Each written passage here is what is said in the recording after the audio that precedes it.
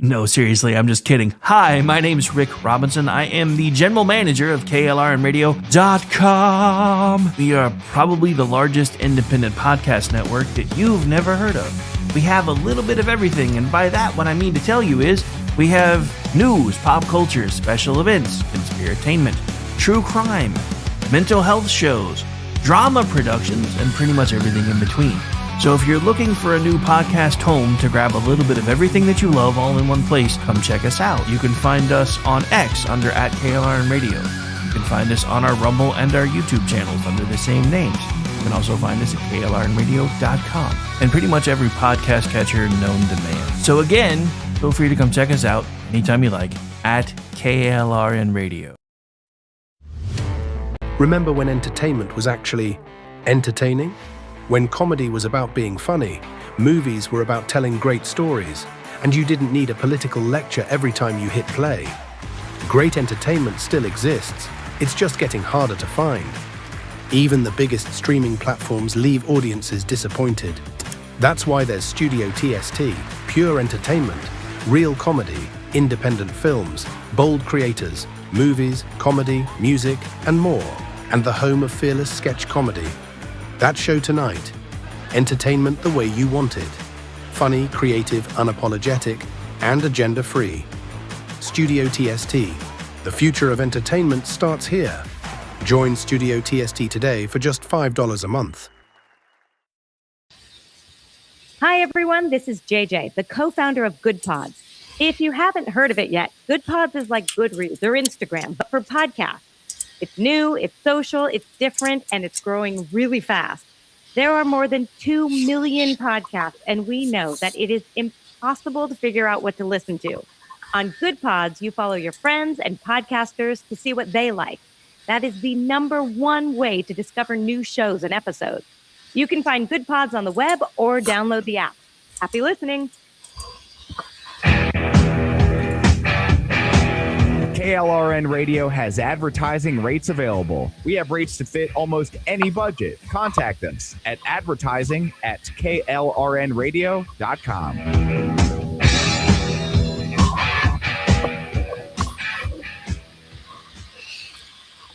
The following program contains coarse language and adult themes. Listener discretion is advised.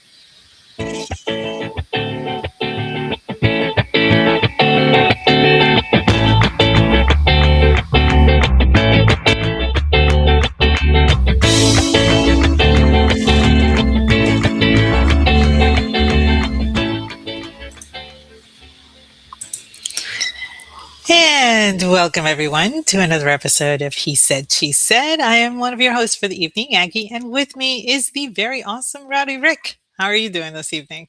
Nah, she's the only host that matters. I'm just a button monkey. How you doing, Aggie? How's things? They're going. Same. Longest month ever, and it's only the 5th. It's the 5th of June, and already I'm like, this is the longest 2 years this month has gone. Well, it's like this weird dichotomy kind of thing going on, because like at one point I'm like, holy crap, already halfway through the year, and then so far the first 6 months of 2026 have felt like 30 years at the same time. So I'm just like, I don't know how to relate to this. Hey, look, we have a Hobbit sighting. Who let the leprechaun in? Anyway. Hi, Zelda. Yeah, so it has been a rough start to the summer for me. It's been pretty rough on you too. I think everybody's having a tough time. It's just it's like everywhere all at once. And yes, I do try to find a way to work booze into every conversation, because yes, it is the 5th. Didn't even hit me. Apparently I was putting the accent on the correct syllable, because M pointed out you always try to fit booze into everything, and I'm like, yeah, pretty much. Yeah. Conversation, my mouth, all of the above, especially lately. Ooh. Anyway, yeah. So that it some people are aware. I've had to deal with several losses in the family and both sides, and as well as friends. And it has been heavy on the heart. And all I can do is just sit here and just remember all the good stuff. And I had a really, really good laugh today. And I hope that my aunt understands this as she's looking down on me because it was at her expense. Oh, you're getting ghost side eye right now. I know, I know. She's probably thinking, Mija, you have to say that? Yeah, I kind of do. I have to tell everybody what happened. So this was, I want to say I was maybe had to 1979, so about 12, about to turn 13, and I'm visiting at her house. And she happened to live in the southern part of San Juan, and so we're visiting and all that stuff, and she is making dinner for everybody. For us, dinner actually starts around noon, and it keeps going until about 6. So when we all get together, because there's so many people, it's just an ongoing thing for everybody and everything. And we get there, and um, she's setting up the stuff. We're helping her set up tables. We're helping her with the chairs, and and I ask her, where are the kids are going to be sitting? And she said, you guys are going to be sitting over there. I said, whoa, you guys? I'm 12. Okay. And she just said, look, all of the kids are little and they go sit over there. And I looked at her straight in the face and I said, you're shorter than me. And she grabbed the wooden spoon and threw it at me. And like a ninja, I ducked one away and I was laughing my ass off. Meanwhile, my uncle, her husband, is like, ooh, I think you made her mad. I hope she doesn't burn the whatever it was that she was making. I don't know. And so he starts laughing at her. So she grabs another spoon and throws it at him. Pretty soon she was throwing spoons everywhere. And then she didn't have anything to cook with, so she got mad. But I'm like, you threw the spoons. So it's just remembering the time that she just threw spoons at everybody because she was mad that she was called out for her petite size. Now, I'm 5'2". She was shorter than I am. And I want to say she was 4'11". So Oh, she was so she's very, leprechaun sized. yeah, she was a very tiny woman. Or as someone in the chat likes to say, 4'12". 5'12". That's good. But it was it was fun. I mean, that whole day we were laughing the entire day. She was just in a foul mood the entire day, y'all. She was just mad at everybody because we kept making fun. Now, I learned my lesson. I didn't say it again because I didn't want another wooden spoon thrown at me. But after that, everybody, my parents, my other aunt and uncle, her husband, everybody was making fun of her short size and everything. And then it didn't help that when she went to wash dishes and everything, she actually uses a stool. So, Okay, anyway, that's kind of funny though. That I really is. mean, that was a very, very long time ago, but that popped into my head today, and I couldn't help but laugh at the utter ridiculousness of this tiny woman just slinging wooden spoons at everybody in the backyard. Nice. So the only thing I was thinking is, if this had happened a few years later, you could have busted out with nobody puts Aggie in the corner. Right? Oh my goodness. That she was a pip. But yeah, and so that was one of the things that we both did. We both lost an aunt this past week. So I know that it's been very rough on you too. Yeah, I mean, yeah, I guess the only bright side for me is this will be the first family funeral in a while that I actually don't have to officiate because they've decided to use the services of the funeral home, which is the one that my family's been using. But I guess because they decided to put it together so fast, they just decided to go with the staff pastor. So I actually get to attend one, not run one. It's been a minute, so I don't know. uh, it's kind of bittersweet because at the same time, I kind of have enjoyed being the one who has been handling those things for the family. But at the same time, I'm like, I actually get to just sit down for once instead of, you know, Yeah, it's battling. kinda nice. Well, I mean, the whole thing is, and this is going to be a really weird thing for people to hear with all of this that I do, but I'm secretly trying not to pass out on the inside every time I do one of these things because I don't like talking in front of people. Yeah, that is I I was hoping that nobody would ask me to speak at this one because when my husband's grandmother passed away back in 2008, um, ev- each member of the family was supposed to go up and speak, or at least a representative of each family was supposed to go up and speak. And my husband just didn't want to do it. He just he just didn't want to do it. I mean, don't get me wrong, he loved his grandmother to death, and I think that's he just didn't want to break down in front of anybody. So he told me, can you do it?" And I was like, I'm literally the outsider in this entire family, the only Hispanic in this entire family. I'm just like, I don't think this is gonna fly well, but okay. And I went up there and I had nothing prepared because, like I said, he was the one that was supposed to speak. And I ended up, talking about you know, how appreciate how much I appreciated the fact that they allowed me to borrow Granny for the 23 years that I knew her because I was not able to say goodbye to my own grandmother when she passed away. And so I at least got that chance today. And I wanted to thank the family for letting me borrow her, you know, as if she were my own. And afterwards, the one that his uncle passed away this past a week and a half ago. And he came up to me and said, "That's probably the nicest thing that anybody has ever said about my mother." This is a man that I had been scared of for the past 23 years as well, because he was a very imposing figure. But I think after what I said, he very much took like a he took it very personal that I would say something so nice about his mother and kind of viewed me as a surrogate daughter to himself as well, even though he had one, but she was a lot younger. In fact, his daughter could be my daughter. That's how much younger she is. So anyway, yeah, it's a whole melodrama with him, but you know, anyway.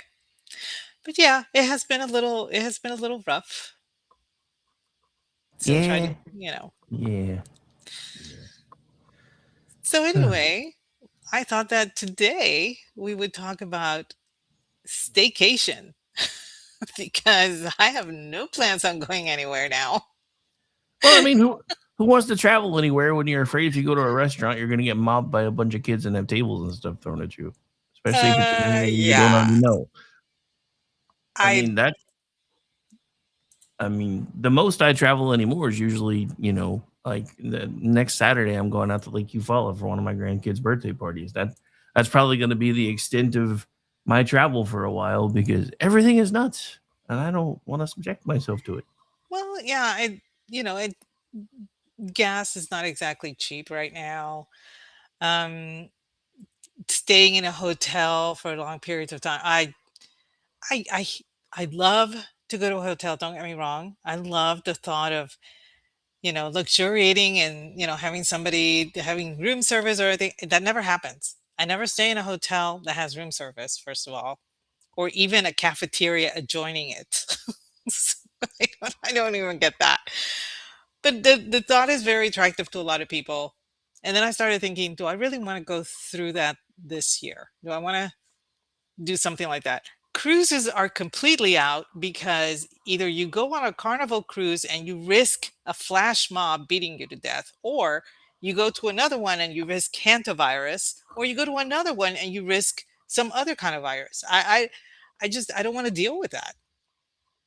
I have friends that take at least 4 cruises a year. and they have had absolutely no problems, none whatsoever.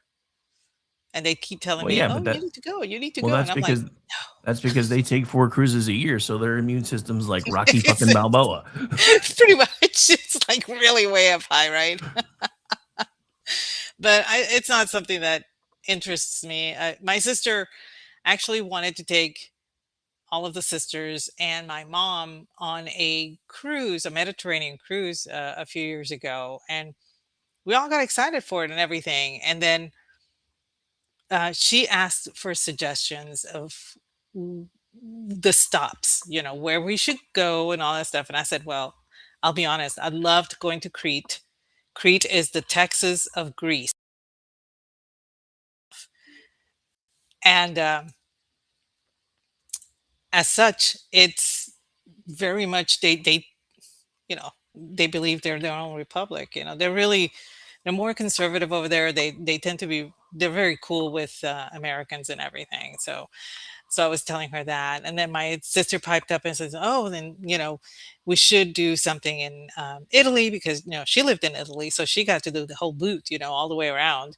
And so she's pointing those out, and well, then my sister got upset because we had been there, and she wanted to treat us to some place that we've never been. But she's the one that asked us where should we go. Well, I'm going to tell you what I've seen. I'm not going to be saying, "Oh, let's go to someplace I've never checked out and throw ourselves at the mercy of the populace." I'm not going to do that. Yeah, no, especially not lately. No. But yeah, I mean, I know one of my aunt's friends is on a fixed income and they have figured out how to basically live on a cruise ship year round because it's cheaper than doing anything else. Oh no, I know several people who have actually um, retired, sold their homes, sold their vehicles, um, put whatever little stuff they wanted in storage, and just live on cruises.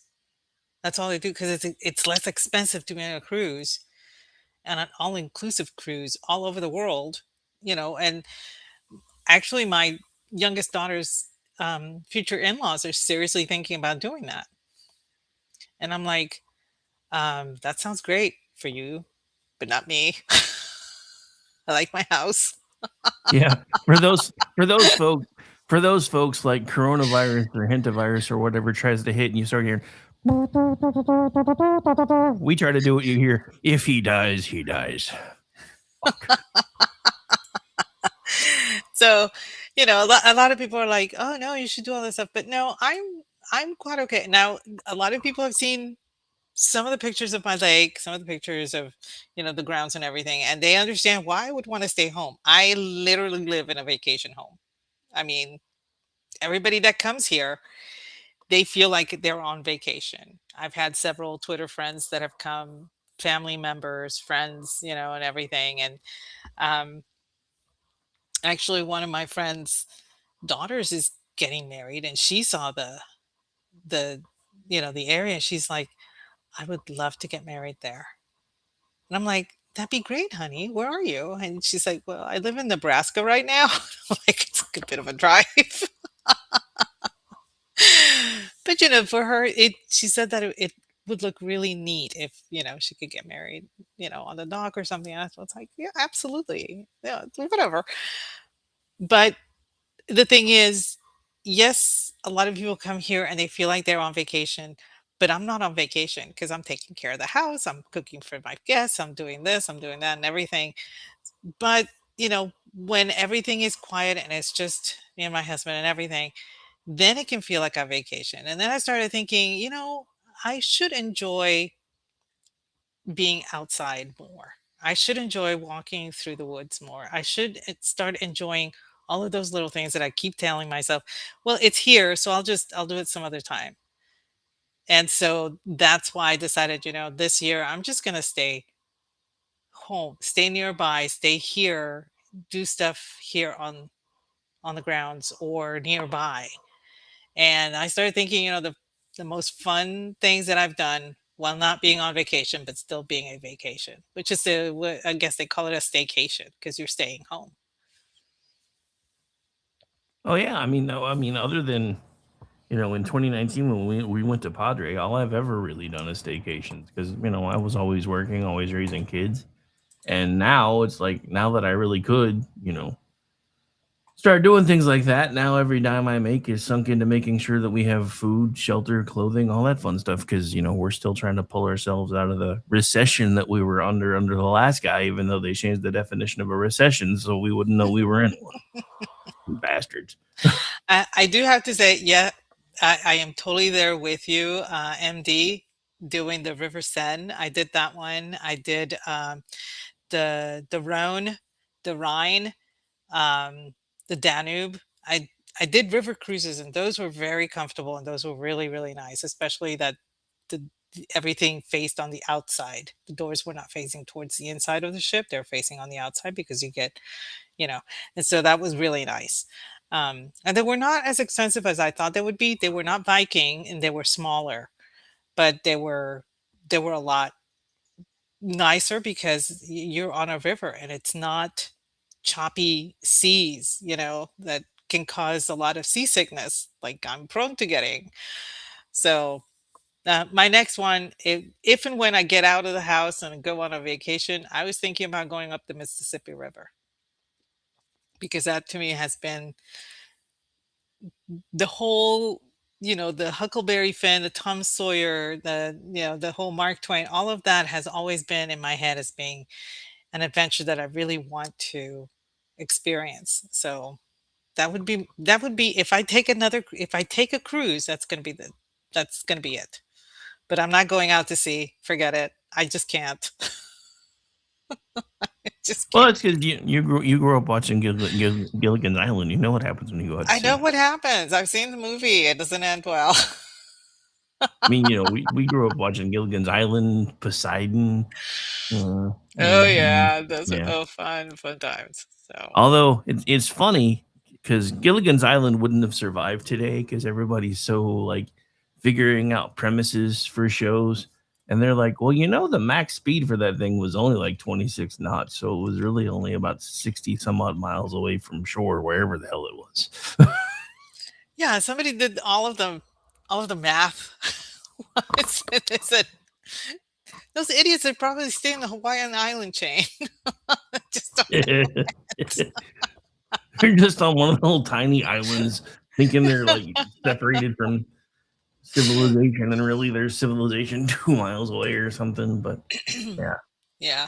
Oh But well. Anyway, so that's when TV was allowed to be fun, though. It's not really allowed to be oh fun anymore. yeah, no, not anymore. I was watching. There was a clip of all of the.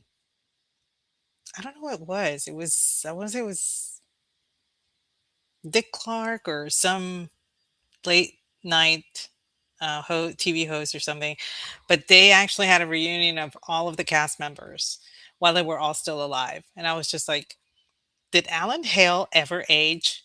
Because I remember Nope. Alan Hale before Gilligan's Island, and he looked like that. Like 20, 30 years before Gilligan's Island, he still looked like that.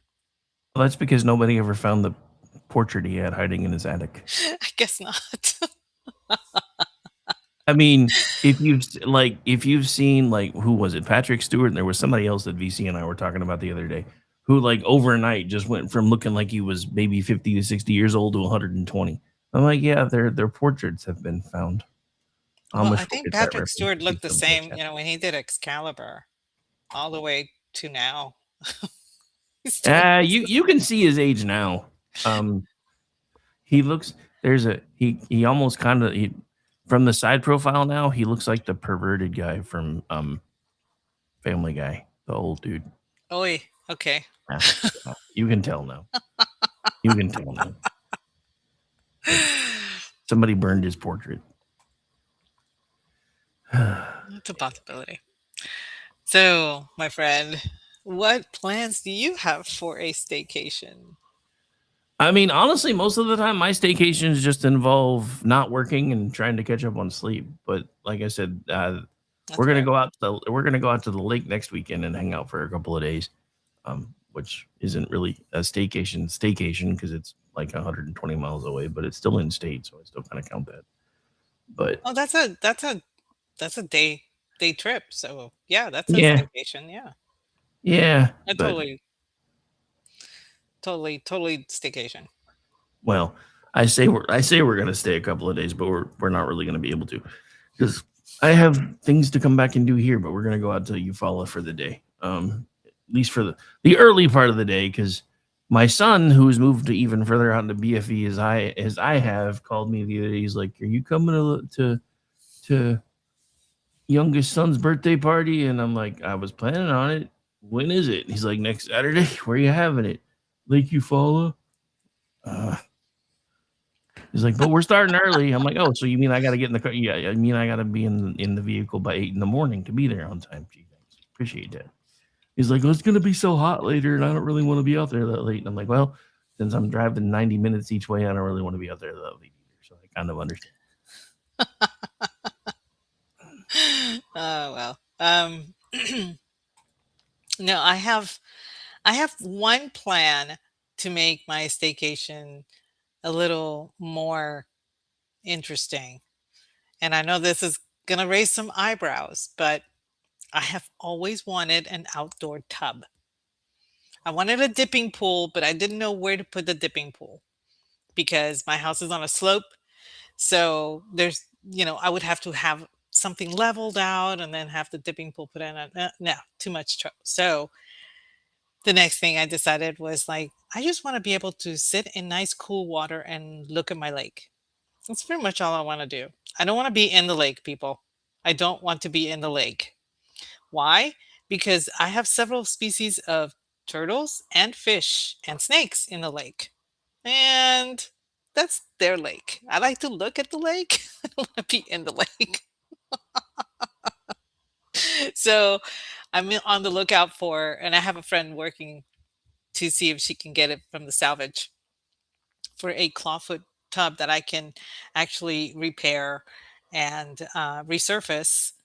Because, yeah, believe it or not, Aggie knows how to do that and have it set up on the side of the house that's nearest the slope, so it overlooks lake completely. So it's like perched right there. And I told this to my husband, and he's looking at me going, "You really want a tub? You have to have a tub because I don't have a tub here. I have a walk-in shower." And I looked at him, I was like, "If I can't have a tub on the inside, I'm gonna have a tub on the outside." So he's like, "That's your project. I'm not even gonna question what you do or where you put it." I So mean, I think if you're gonna do an outside bath, you might as well go Japanese hothouse bath style and go all in. I had thought about that, and then he started getting interested, so I cut that off at the knees because this is my project, not his. I know that sounds Alrighty then. mean. That sounds mean, but he's got his own steam shower already. I don't partake in that. That's his thing, not mine. I just wanted a tub. I wanted and a bower. I already have the bower picked out. I have the climbing vines to go on the bower, and it's gonna be cool. So that's going to be something that I work on so that I can enjoy staying home, and it'll be like my little staycation. I'll just go out there in my little bathing suit and take a dip, whatever. And of course, because it's a tub, I'll be able to drain out the water. So that's another thing that I have to work on is making sure that the drainage goes out to where it needs to go. So there's a lot of logistics going on, but that's one of my plans for this summer so that I can have something to look forward in my staycation. An outdoor tub. Oh, why do I suddenly have the Green Acres theme playing in my head? It's kind of like that. It is kind of like that because I mean, I see it in my head. I see it in my head and I need to put it down on paper exactly what I want it to be like. And my girlfriend was asking me, it's like, what kind of clawfoot tub do you want? And I was like, it doesn't have to have claw feet. It has to have legs, but not. It doesn't necessarily have to have the claw feet. And she says, "But cast iron." I said, "Yes, definitely has to be cast iron, preferably white, but if it's already mostly white on the inside, I can do something with the outside, it's fine." And she was like, she's like taking down notes and everything. And then she asked me, "Are you White gonna on have" the inside. What are you, racist or something? and she's taking notes, and she asks me, "Where are you gonna put it in the house?" And I looked at her and I realized then I didn't tell her what I wanted this clawfoot tub for. Imagine her face as I told her, "Oh no, this is going outside to overlook the lake." And she's looking at me like, "But you have a lake." But I don't want to be in the lake. I want to be in the water overlooking to look at my lake. Anyway, I know it sounds weird, but I've always been enamored of that whole setting. And I live in such a private area that I could enjoy it all on my own without the thought of anybody looking. But there will be a privacy screen also with certain pine trees that I put in. So so I have privacy, but it's gonna look so cool. Oh wow, I didn't see this. Sorry, I don't mean to break in and do something news related, but I didn't see this earlier today. The Bears have left the building. Oh, I heard they were going to Indiana. Yep. Yesterday, the Chicago Bears board of directors met and voted to advance our stadium development project in Hammond, Indiana. Oh well, too bad, so sad. I don't know what else to say. I mean, I don't really either, but I mean, dude, but that's the irony of what's happening, because in order to get to the point where you can have a sports team, you have to do all the gentrification and everything, and eventually it's the beginning of the end of your city. We're watching it happen in real time in Oklahoma City, because I mean, it's got condos now, and it's got hipsters, and it's got all the crap that we said we never wanted in Oklahoma. And I'm like, I feel like every time I go into Oklahoma City now, I'm looking at Austin Jr. I don't like it. I don't like it a lot. But yeah, it's just weird because now they're gonna move the Bears there, and then that city's gonna get torn to hell, and then they're gonna move from there, and then they're gonna go somewhere else, and they're gonna tear that city to hell. I swear to God, leftists are locusts. Sorry. Hmm. I'm gonna shut up now because that's not what this show's about. But I saw that and I was like, oh my God, I can't believe they've driven off the Bears.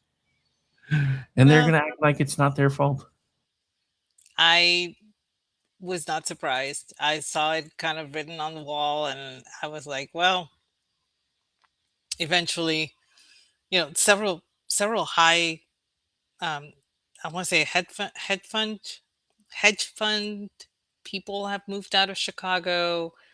Um, Big corporations have moved out of Chicago, and now the Bears are like, yeah, okay, we're out too. Oh well, I don't know. When am I supposed to feel bad for the city of Chicago? I mean, there's no law that says I have to, right? Oh no, I mean I don't necessarily feel bad for the city of Chicago. I'm just kind of watching their stupidity because I mean, how cold did Chicago used to be? Now it's like nobody wants to be there. Kind of like Los Angeles. I mean, they made a musical out of Chicago. I mean, they did one out of New York too, but and I guess to a certain degree, L.A. La La Land, I guess, was a musical. I'm not sure. I never watched that movie, but I yeah, hear it was supposed to Chicagoland. be. I never watched it either.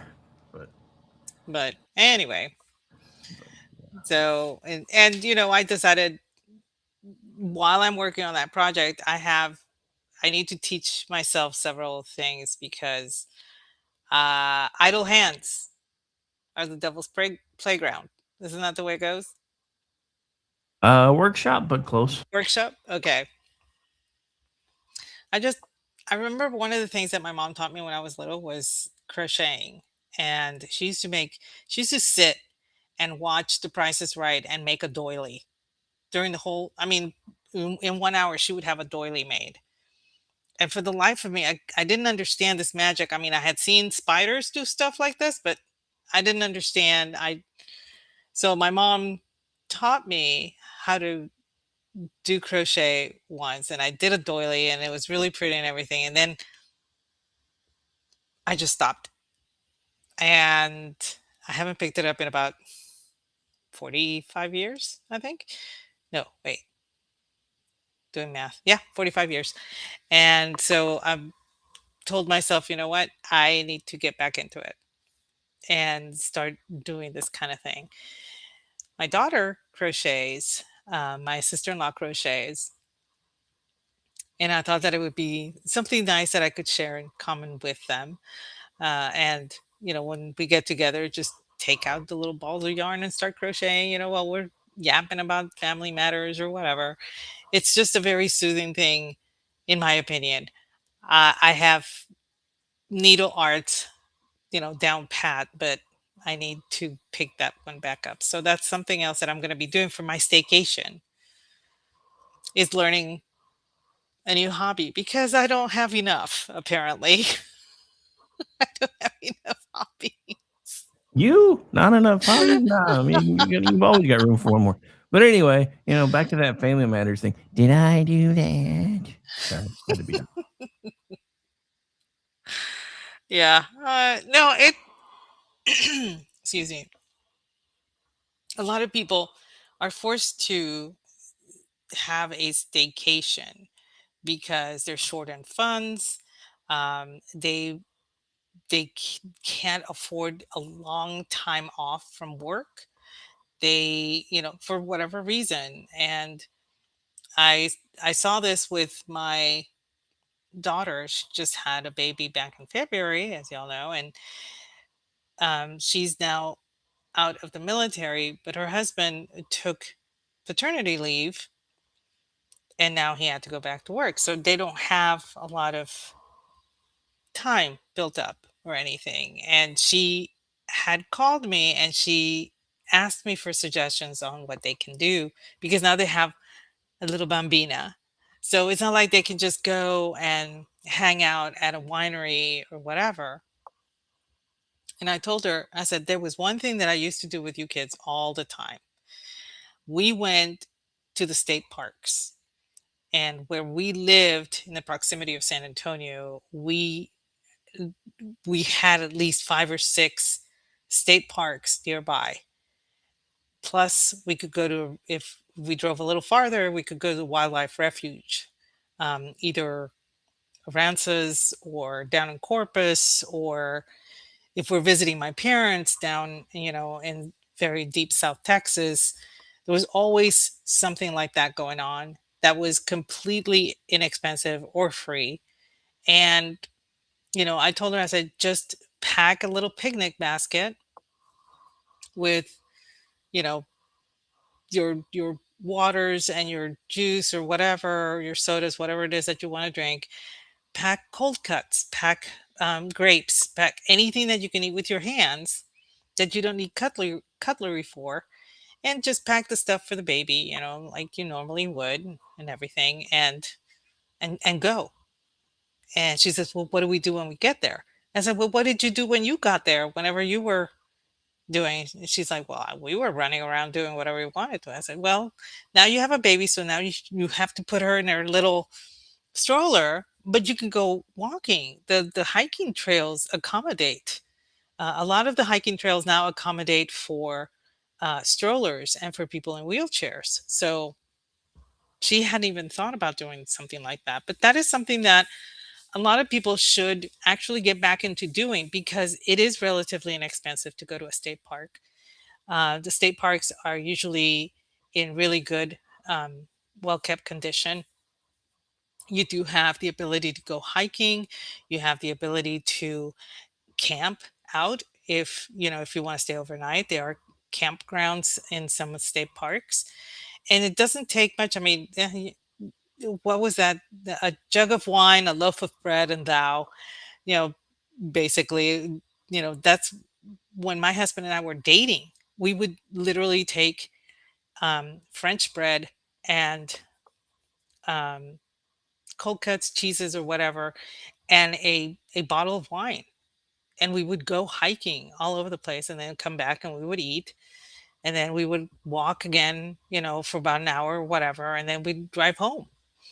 And it was an awesome way to spend a day. It was almost it was like the so cheap to go on a date like that. It was one of the best dates that we ever spent together doing because it was so inexpensive. And we were college students. We couldn't afford to do a lot of stuff. Um, going to the movies even back then was the tickets were 750, and back then that was outrageous. I don't even know what the ticket ticket prices are now, but for college students that were, paying their own way, that was cost prohibitive. Yeah. Um so going to a state park, especially if the the bus system drove right by it, and you can just request to be let off there. And they used to do that all the time. We would go when we were in College Station. We'd go all, traipsing everywhere. Roans Prairie was one area that we went to, and he would borrow his roommate's car, and then we would drive to, another a state park or whatever. But it's very inexpensive to do. It's a lot of fun. You're outdoors. Just make sure that you put some sunscreen or sunblock and some mosquito repellent because you are in Texas. And yeah, the mosquitoes can carry you off. So be careful with that. But outside of Dude, that, mosquitoes are basically the state bird up here. I can only imagine what they're like down there. they're mean. They're mean. But it's a lot of fun to go to a state park. It's A lot of people tend to like, oh, it's a state park. There's not a lot to do there. I'm like, you would be surprised. You would be surprised at how active and how much you actually get to do at a state park. You think that it's just going to be, you're just going to walk for a little bit and sit down on a bench. Even if that's all you do, look around and you would be surprised at everything that you see. Stuff that you take for granted, you start noticing because it's all quiet and there are no other distractions. I used to take, a camera, a digital camera, to go take pictures. And we used to go to Pedernales Falls every so often. And that place is absolutely stunning. The limestone rock formations and the way the falls are not, they're step falls. Okay. So they're very gradual, but it's absolutely gorgeous. And I used to take pictures and all that stuff. And my sisters would ask me for reprints of those photographs so that they could hang them up in their houses. I'm not a professional or anything. It's that beautiful. You can't go wrong. You really can't. And everybody has a cell phone now. Everybody has a smartphone, I guess. You can take the most gorgeous pictures. You can and you can, and there are apps that you can actually print those out from and have them delivered to your house on a glass or something like that, and you can hang them up in your house, and it's really cool, and that's a good memory for you to keep. So state parks is something that I always recommend people that are limited on monetary resources, limited on time, limited on distance, that they look into doing, because you can have a lot of fun and make a lot of memories at just your local state park. But yeah, one of our favorite places to go, and that probably will actually be something else we do later in the summer. About an hour and a half from here, there's a little town called Medicine Park, and it's not a state park per se, but they have an awesome little hot spring slash lake kind of thing that's really cool to hang out in. So yeah, and it's only $3 to go, so for the day. So cheap swims. Yeah, that is actually a very inexpensive way to spend the day. And I think the one of the parks here is right outside of a town called Dangerfield. So we're probably going to be hitting that in a couple of weeks. And I mean, it's not a far drive. I think it's maybe 30, 35 miles from Wait, here. what did you say it was called? Dangerfield is the name of the town. Did they get D any respect there? um, it's a tiny little hamlet, but there's a state park there, so we're gonna, you know, I have I already have the menu all set up. Everything's, ready to go to be made, packed up, and that way we can go spend a day out there and everything. It's a habit that I used that we had when we were younger, and we just kind of let it go because of, you know, being in the military was kind of difficult, and being in, foreign countries, you can't just go into a I mean, the state owns all the land and everything, but you don't know where the state land is, and you don't know where, and their concept of a state park is completely different from ours. So we just kind of, yeah, we're not doing that. Nice. Weirdos. But anyway, that's how, that's probably my most favorite thing to do on a staycation. And it doesn't even have to be a state park.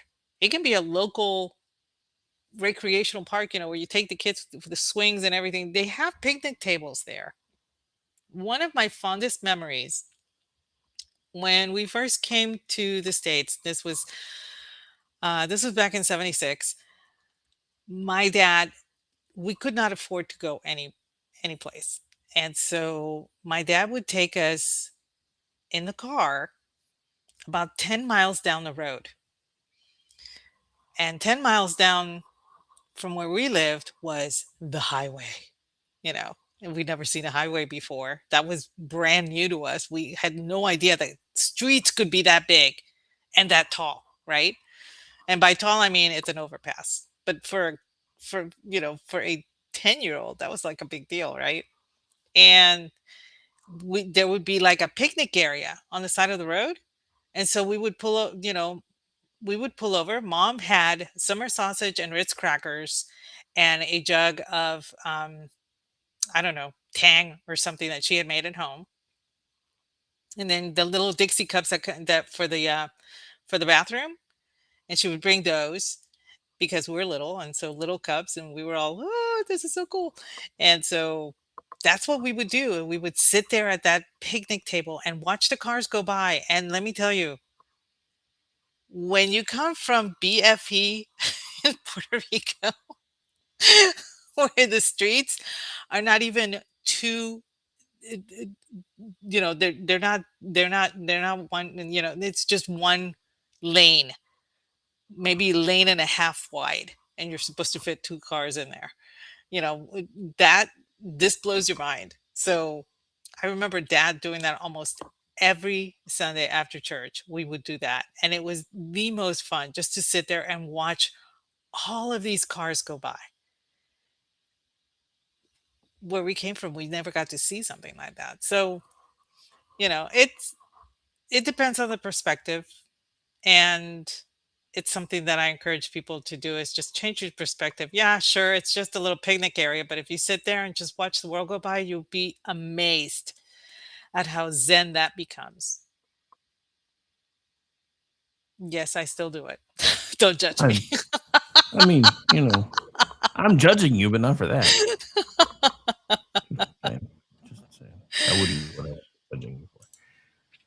But no, I mean, so yeah, and the funny thing is, because since I have semi-retired and I have cut back my work schedule a little bit, I've actually been kind of looking at things that we could do this summer, especially now that Gracie's getting a little bit bigger. Because she's not so small now that she gets super cranky if we're somewhere too long. So I'm honestly thinking about there's a wildlife refuge not far from Medicine Park either. So I think we're going to take one of these Saturdays that I don't have to work anymore and actually spend the day out in that area and just hit everything up that's down there. But it probably won't be. I'll probably wait until like September because I'm old. I don't like hot anymore. I know.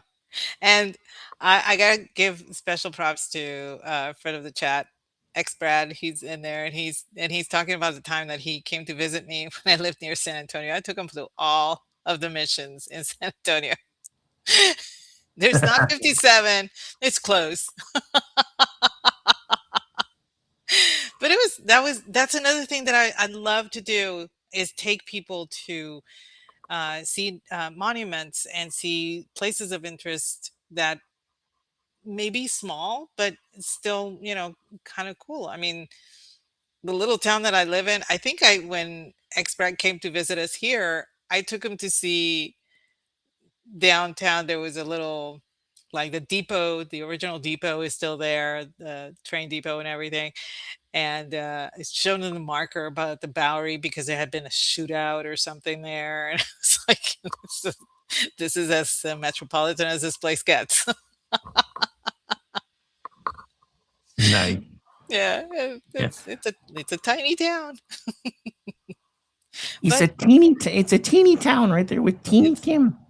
yes. Well, actually, Bonnie and Clyde actually stopped here and ate, lunch on their way through. And that's another claim to fame of Well, this place. at least they didn't shoot up the place on the way out, I guess. No, it was like they stopped, they had sandwiches, had got gas and kept going before anybody noticed who they were. They didn't that nobody knew. So, and then Nice.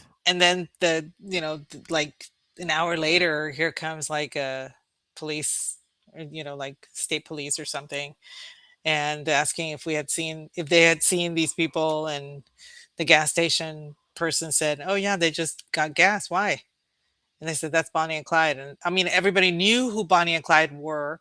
They just didn't recognize who Bonnie and Clyde were. You know what I mean? So that was like, "Oh, Bonnie and Clyde were here. Oh my goodness. Oh my goodness." That was the talk of the town for a year, that they stopped had sandwiches at gas station. I'm telling you, this is a hotbed of drama here.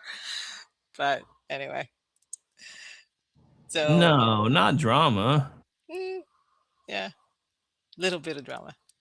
But like I said, I took Brad to see the missions, and I next time he comes to visit, I'm going to take him to see some of the chapels in the area that have been around for a very long time. As a matter of fact, I may just hike with him and take him back to College Station, because the Methodist Church there has a very interesting history.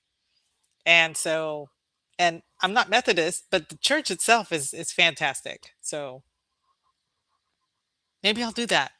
Put it in your calendar, X Brad.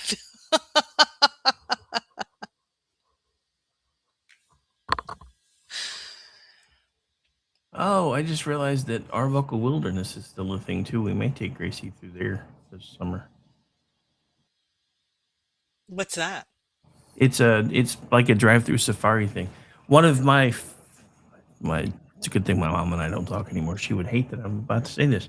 But so my parents took me through there one time. It was probably about a year or so before they got divorced. So I was probably about 7.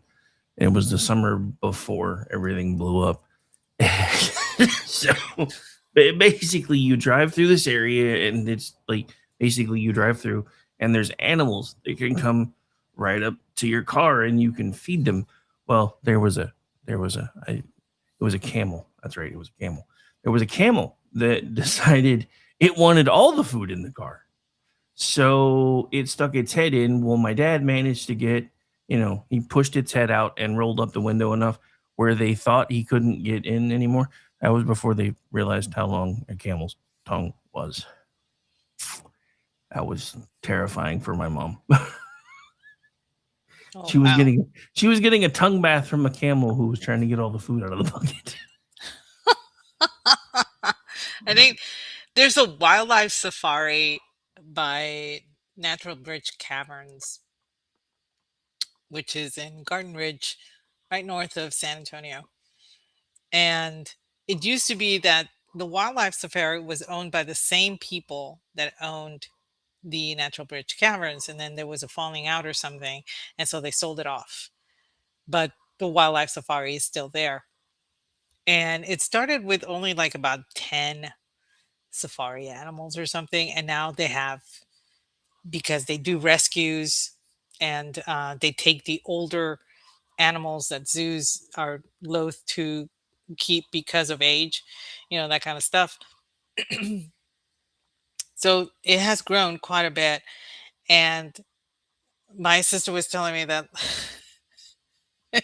a few months ago, a family went through, and you're supposed to keep your windows rolled up because the animals are very curious. They're not afraid of human interaction. They don't consider us predators. So the apparently a little girl was, and I say little girl, she was about 8 or 10.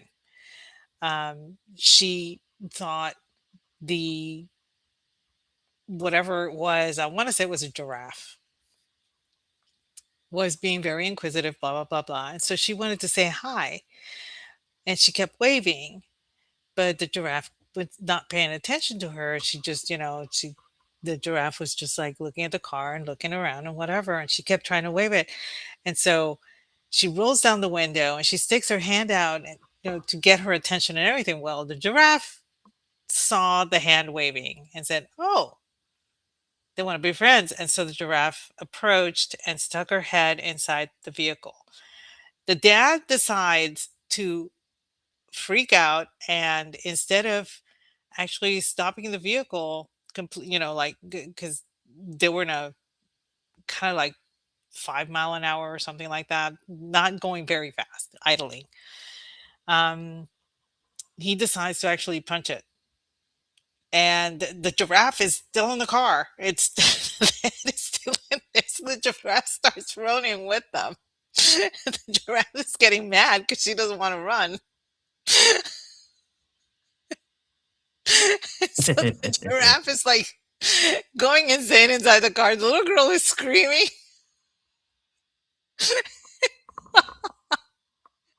And I'm thinking, maybe put child locks on the windows as well, that kind of thing, because they do discourage you from rolling down the windows, because, like I said, they don't consider you a predator.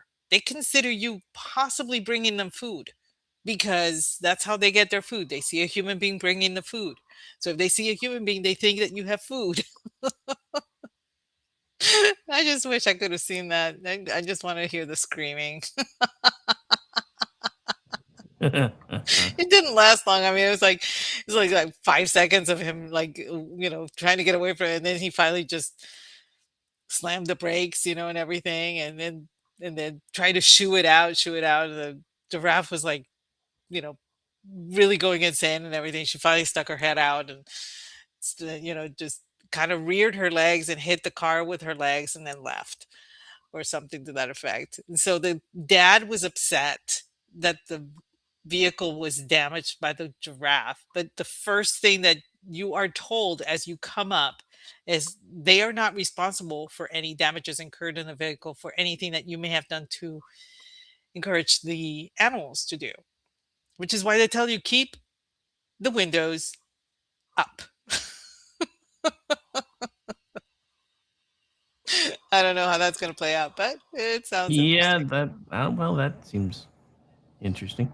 Because yeah, I mean, I know that's half the thing for Arbuckle Wilderness is you get to feed the animals. So,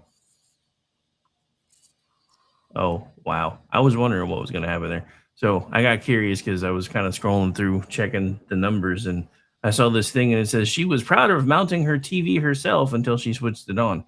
She mounted it upside down. Oops, Oh no. oops, oops. I was like, it seems weird that she's turning it on the top. And then, yeah, I was right. She had it upside down. Oopsie. Oh, man. I'm sorry, Raptor. I don't know if that was before now or if it was a few minutes ago or whatever, but if you're still in here, I'm sorry to hear that, dude. See, I'm telling you, it's like everywhere all at once. It's terrible. Oh goodness. So, any other ideas for the staycation? I mean, other than, maybe at some point, I don't think we'll do it this year because I don't think Gracie would enjoy sleeping outside yet. I don't think. But next couple of years, I plan on starting to show her how to go camping. So That's not on the staycation list for this year, but it will be in the next couple of years. Because we're gonna start camping in places like Thunderbird and stuff, and just staying out for like entire weekends and fishing and swimming and camping. But yeah, I don't think 6-year-old Gracie's gonna like that very much. I got to get a couple more years under her belt so she's not going, but Papa, my phone stopped working an hour ago and I don't have anywhere to plug it in. Yeah. Yeah, I remember the first time that I went camping. Also fun and relative. Well, it depends on what kind of equipment you take. When I went camping, all we had was a tent and sleeping bags. Um, the food was in a cooler that we kept in the car. We had no stoves. We didn't even have a pad, to put our sleeping bags on or anything like that. I've seen where camping can be quite bougie, but for me, that's not really camping because Well, yeah, camping. they have a term for that now. That's called glamping. Okay, yeah, I don't do that. I mean, well, okay, I'll take it back. That's not what I used to do, but in my age now, I'm not opposed to doing that. Let's just put it that way, because Yeah, it's I kind of talk a nice big to game have air about conditioned tent. Yeah, I talk a big game about going to do all that stuff, but it may be one of those things where I help them set everything up, and then at dark, I'm like, okay, you guys have fun. I'm gonna go sleep in my bed now because I'm old now. I don't enjoy sleeping on the ground anymore. It No, I didn't. don't either. There's so many things that never used to bother me that bother me now, and I realized it the other day. Like I don't like being outside in the heat anymore, but that's different. I mean, I used to work outside all the time, and there was one summer that I was in a dress uniform every Saturday with a bulletproof vest on, and it was like 110 degrees outside, and I got probably as close to heat stroke as I've ever had in my life. And ever since then, I just don't deal well with heat. And there's other things that I used to really, really like to do that I'm just like, yeah, I don't really want to do any of those things anymore. I have a feeling sleeping on the ground is probably going to be one of them because it's been a minute since I've tried to do that. Oh, goodness gracious. I'm and another one. Oh, my condolences, Raptor. We are so sorry for your loss. I know well how that is. I just can't with this month. I really can't. Right? That's what I was saying. I was like, oh, another one? Oh, Yeah, Raptor's grandmother passed away. So, uh, anyway, Al, I call it retirement practice now. well, that's pretty apt, actually. He's like, he's like, I just got back from the staycation. I call it retirement practice now. I mean, I am semi-retarded. I mean, retired. Yeah, sorry. I remember when I went. I see M put pup tent, rifle, pistol, and Bowie knife. When I was still living in Puerto Rico, my uncle was uh, the scout master, and my cousin was a Boy Scout, and there were no Girl Scouts in my hometown. That was the only way that they could have a Boy Scout was if my uncle, did the whole thing. And there were like five of my friends were in that troop, along with my cousin and some of his friends. So it was about eight, maybe nine. And I wanted to do the same stuff that they were doing. And my uncle said, "There's no harm in her attending any of the meetings, but she's a girl." And I'm like, "I can take you, and I can take you." So they let me in.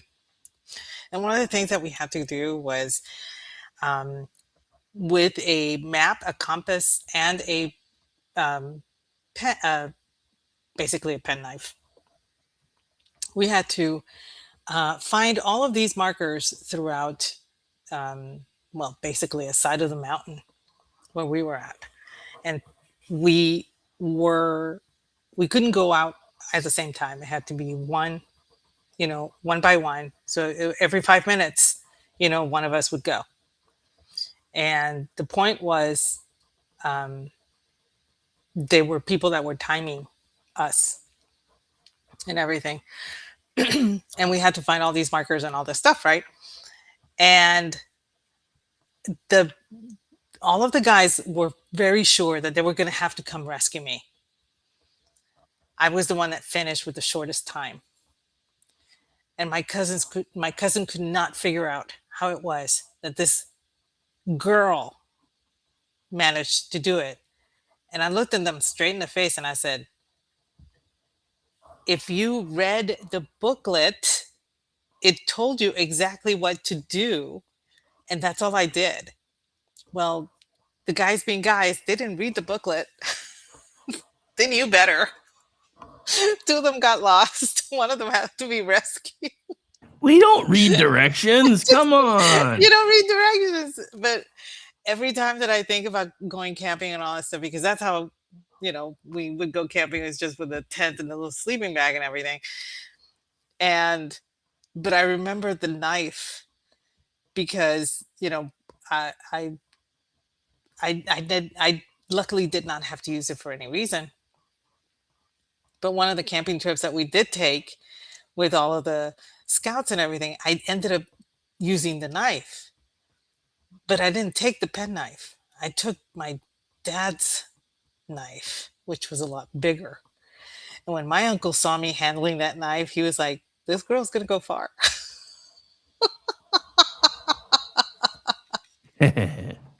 I loved camping out there in Puerto Rico. It was so much fun. But now I'm like, glamping. That sounds actually kind of cool. I would not mind having an air conditioned tent with a cot and an actual or an air mattress. Air mattress would be cool. Yeah. Yeah, well, I mean, I definitely wouldn't say no. And the funny thing is, a few years ago, I'd have been laughing. Now I'm like, you know what? I think I'm probably down for some glamping. But then again, thanks to Jeff and the Amish one, I have gotten turned on to Vietnamese women glamping on YouTube. So, I don't even want to know what that is. oh, it's basically just watching them set up their camping areas. Ah, okay. No, it's nothing dirty, but they bend over a lot. So there's that. No, that sounds really interesting though. Yeah, it's amazing how many weird niche things there actually are on YouTube that everybody watches. I was like, I didn't even know that was a thing. Oh no, I love watching furniture restoration. I like to watch. There's this one gal that does nail polish swatching, but they're all vintage nail polishes, like from the 30s, the 40s, the 50s, that kind of thing. She brings them back to life, and then she'll put them on her nails so that you can see and whatever. And she's doing this for the express purpose of making an historical catalog of nail polish. And it's like, this is actually really cool. I know people who watch rug washing videos because it's so zen. So there's something out there for everybody to, it's the equivalent of watching a fish tank, which also I have done on YouTube. Yeah, you can do that on YouTube too. You can. So, but yeah, and that's another thing that you can do on your staycation is find some YouTube videos that instruct you on how to do things that you're not familiar with, but you've always been interested in trying, like a new cooking technique, a new way of actually folding a fitted sheet. I had no idea that there were several ways. I know how to fold a fitted sheet. I learned from my mother, and I actually learned from somebody in the business What is on this the correct sorcery way. of which you speak? It's true. There is a way to fold a fitted sheet. And, there are videos on that. There are different ways of doing it too. I thought there was only one way, but no, apparently there's different ways of folding a fitted sheet, so you can learn how to do that. Um, how to fold napkins into decorative items. That's a big one. And towels. those kind of things. I know X-Brad has shown me videos of napkin folding because I was interested in learning how to do like Christmas trees and for holidays or whatever. And there's a myriad of things, of tutorials for almost anything on YouTube, and that is one thing that you can do when you do have time on your hands because you're forced to you know take time off from work or whatever, but you can't go anywhere or anything. Learn something new. um, One of the things that Jeff and I do, we do spirited books.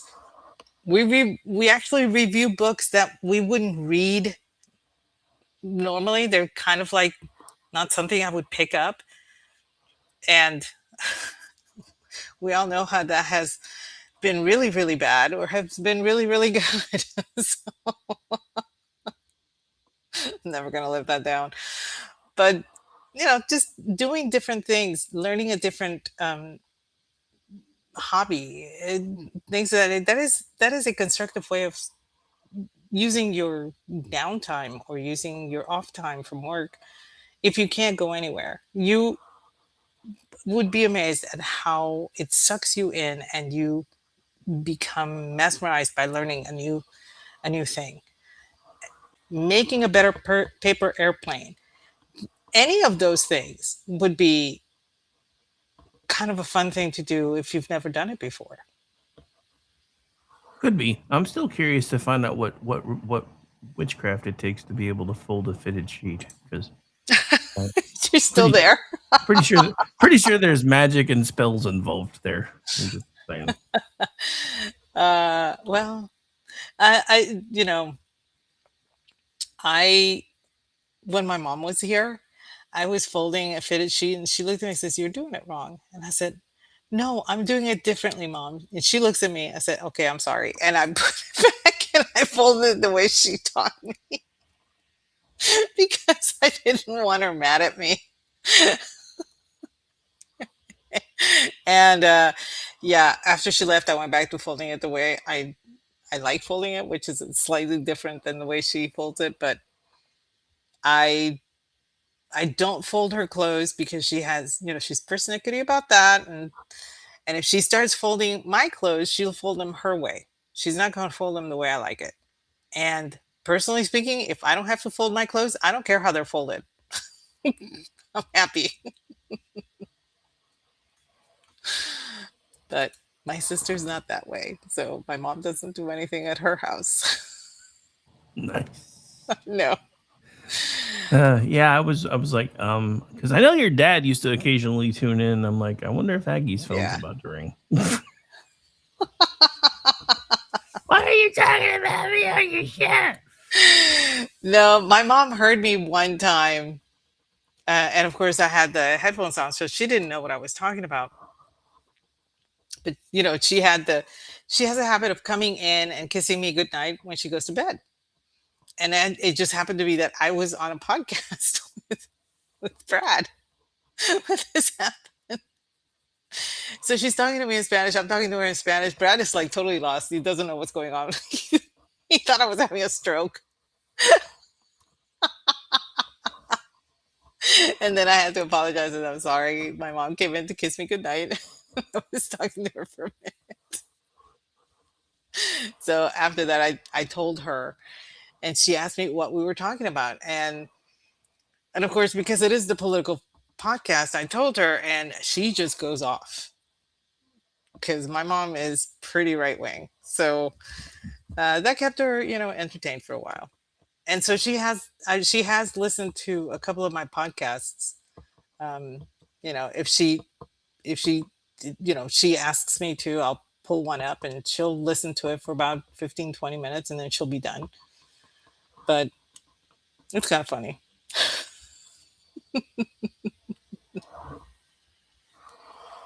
But Anyway, I wish I'd have seen this for the episode we did a couple of weeks ago. But this is all making the rounds again now because they just released the new He-Man movie, and I can smell the nicotine in this living room.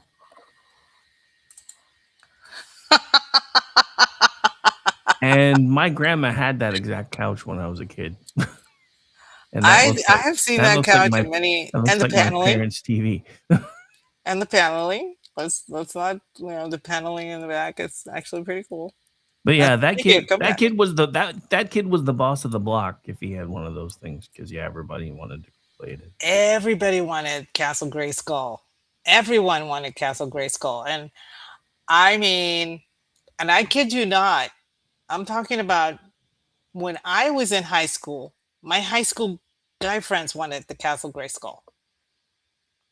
This wasn't just for kids. This was like the be all and end all of having, because they could justify it as, oh no, these are not toys, these are action figures, right? Oh yeah, you still hear that from that crowd today. These are not toys; these are action figures, and that's why we leave them in the packaging, and we do this and we do this. And then I saw something today that I The almost wad. died. I almost died because I think it was actually I think it was I cannot think of his name right now. Um the Damn, I can't think of his name. Anyway, he put out a thing this morning talking about how 80s kids were never going to be normal, and it was He-Man talking to one Oh, of his Rogue one. Elf. Yeah, I don't know Yeah, why I couldn't think of that, but yeah, Elf. Rogue Elf Elf put out put it. this thing says how 80s kids were never going to be normal because it was He-Man talking to one of his buddies named Fisto. Yeah, Yeah. Uh-huh. yeah. Hmm. Mhm. He's like, I fisted till I couldn't fist anymore, He-Man, and I'm reading it, trying not to snicker. I'm like, there was so many things that we didn't get as a kid that I think we're kind of baked into certain things already. No, my favorite that he brought up was the Little Mermaid, the original Little Mermaid, clam clamshell. Yeah, the Uh, clamshell. Yeah, yeah, yeah. um, yeah. Everybody says, "Oh, that's, that wasn't done on purpose," and blah blah blah, and all that stuff. Dude, I know people in Imagineering. It was totally on purpose. Oh yeah, it was totally on purpose. That was a big old penis right there. Have a nice little phallic symbol right in the middle of your kid's Yeah, cartoon. There you go. but There anyway, you go. All right. let's How about see. you? Any other staycation ideas besides building your outdoor tub and doing green acres kind of stuff? Well, I tell you what, if anybody out there is, you know, if you have a little money to spend, you don't want to go anywhere, buy a Lego set. Because like I said, guys are like, oh no, this is like action figures, not toys. This is actually, architecture, not Legos, that kind of thing. Guys will justify it, women will too. Don't get me wrong. And Elf has some of the most elaborate Lego sets because that's what he and his wife gift each other for Christmas. And so, um, but like I said, they can't really go anywhere because of the nature of his work or the nature of her work. So they choose to do things at home that are inclusive of each other. So a Lego, building a Lego set is a lot of fun, and it gives you time to time to yourself. It helps you to wind down. It actually, Ignore the audio. I just saw this and I was like, dude, if this is an actual thing, this is like, I guess, because Oh, He-Man's out. some time for the He-Man. Hmm. So they have made like a Castle Grayskull popcorn and drink holder, and now I want one. Now I want one. I think you have to go and get it at Oh the yeah, you actually have to thing, get it right? from the Yeah. theater. But hell, Regal owns pretty much every theater in on the planet anymore. So there's like two that aren't too far Right. from me. So Right. And it's kind of fun. That'd be kind of cool. I'm sure that our friend Brad is going to be on the hunt for this. oh, I'm sure. And if not, his other co-host will probably go find him one for Christmas. Oh, and I agree. Tinker Toys, Lincoln Logs, any of those an erector set or whatever, anything like that is actually something that's kind of fun to do. And Okay. Just a reminder, with this crowd, you should never use the words Lincoln Log and erector set that close together ever again. My bad. But those I was at an estate sale a while back, and they had a complete set of Tinker Toys, and I was so close to getting the set until I saw the price tag. They wanted $150 for it. Why? I don't know. But I was like, that's too bad. Because I enjoyed playing with that when I was little, and my cousins had a set, and I would go over there, and it was hours of entertainment for me. And my cousins, they would let me play with it, and I would leave them alone. So it was a win-win. Let her play with this so she doesn't bother us anymore. It's pretty much, yeah, because I was younger. I was the in between. So everybody was either my sister's age side, or everybody else was four to 6 years older than I am. So I was in the middle, and I didn't have anybody the same age. So when I would go over there, they would give me something to play with. I would leave them alone. They would leave me alone. It was a win-win, totally. So I never minded that, honestly.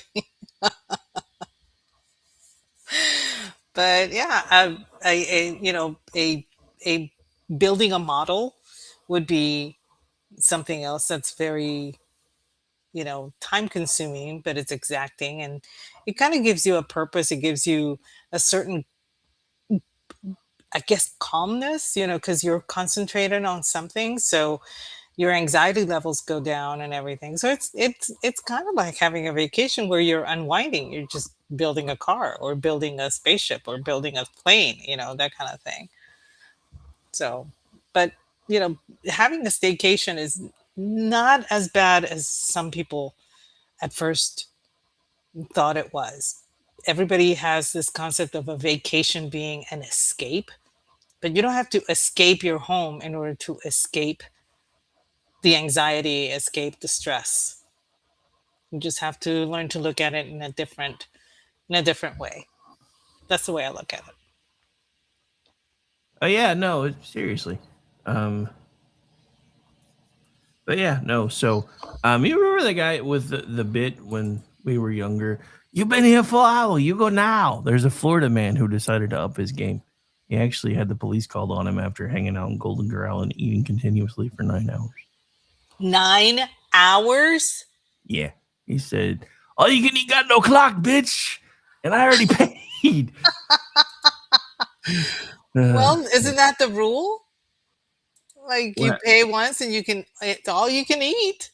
Well, Right? I know. I actually got in trouble once because we used to game the Golden Corral system back in the day. We would go for breakfast on Saturday and pay for the breakfast price because it was cheaper, but go late enough that we could get as much breakfast as we wanted, then wait for the lunch to roll over, and then go back and start getting lunch food too. Yeah, eventually they caught on. So yeah, I think they do have some limitations because they do have different. I guess maybe it would depend on when you go, because I know in the weekends there is no difference in price between lunch and dinner. So in that instance, he might have been able to get away with it. I don't know, but yeah, apparently, dude had the cops called on him for camping out in Golden Corral for 9 hours. So, but he was a Florida guy, so I guess we should have expected. Florida guy. He took the "you've been here a full hour and you go now" and said, "Hold my beer."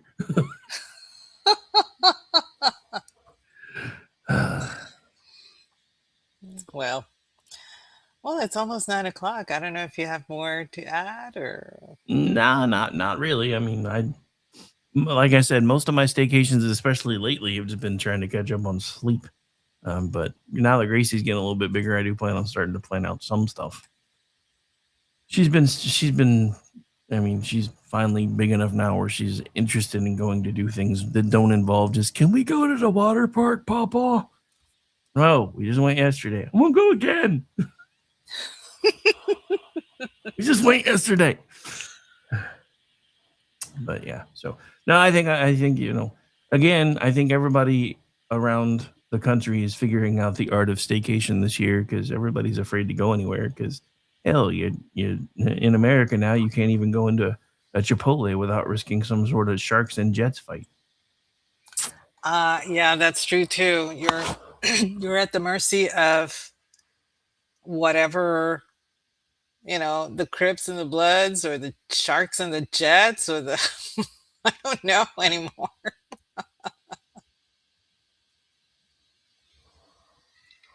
But yeah, so anyway, where can folks find you, ma'am? Because we are just about it'll take us about that long to give our usuals. Well, you can find me at Aggie the Barkeep over on X. You can find me 8:30 p.m. Eastern. Tuesday nights doing the Cocktail Lounge with the ever soft Brad Slager. 8:30 p.m. Eastern. Friday nights doing He Said She Said with the awesome you. The second Wednesday of every month, you and the guys get together for Toxic Masculinity, and I bring the drink of the evening at 8 p.m. Eastern. And Jeff and I do Spirited Books, usually on the first Monday of every month, but unfortunately, we had to bump it from last week because of certain stuff that was going on with me. But stay tuned for that because it'll be this coming Monday at 8:30 p.m. Eastern. And how about you? Don't look for me; it's a trap. I'm actually off tomorrow. However, Sunday, Kingdom and Country is back up again. We're changing the schedule around a little bit for summer because G is off for his summer schedule. So yes, there will be Toxic Masculinity this week. It's 8 p.m. Eastern, 7 hour time. I think I'm going to see if I can get VC to sit in for him. But in G's normal time slot for the rest of the summer, I'm moving America Off the Rails, so it won't be on Monday nights anymore for a while because gotta plug a programming hole.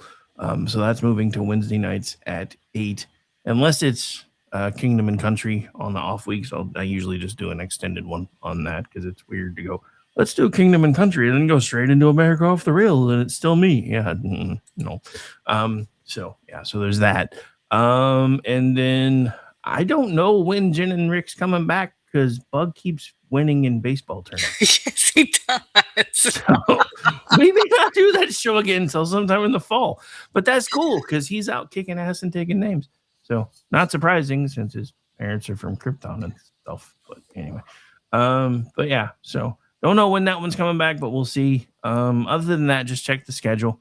I'm involved in 85% of the programming around here one way or the other, so I'm usually doing something.